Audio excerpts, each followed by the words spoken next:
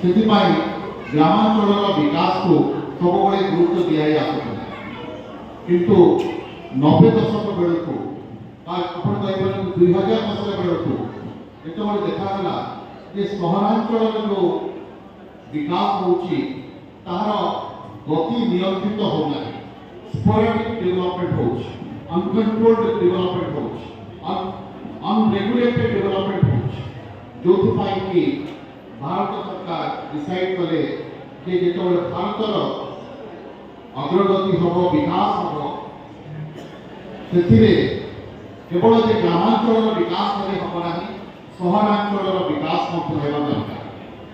ଆପଣମାନେ ଜାଣନ୍ତି ଆମ ରାଜ୍ୟରେ କେବଳ 17% ଲୋକ ସହରାଞ୍ଚଳରେ ରହୁଛନ୍ତି ଏବଂ ଆମ ଯଦି ଜିଲ୍ଲା କଥା ଦେଖିବା କେବଳ 13% ଲୋକ 13% ପପୁଲେସନ୍ ଆମର ଏଇ 4ଟି ସହରାଞ୍ଚଳରେ ରହୁଛନ୍ତି।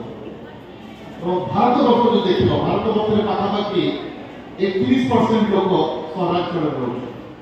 ତେଣୁ ବର୍ତ୍ତମାନ ସହରାଞ୍ଚଳର ବିକାଶ ମଧ୍ୟ ହେବା ଦରକାର ଏବଂ ସହରାଞ୍ଚଳର ବିକାଶ କିଭଳି ଭାବରେ ହୋଇପାରିବ ନା inclusivity is very important. Inclusive growth ସହରାଞ୍ଚଳରେ ରହୁଥିବା ସେ ରିକ୍ସାବାଲାଟିଏ ହଉ,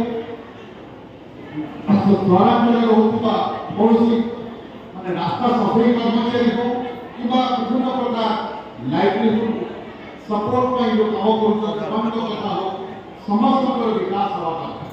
ଖାଲି ଯେ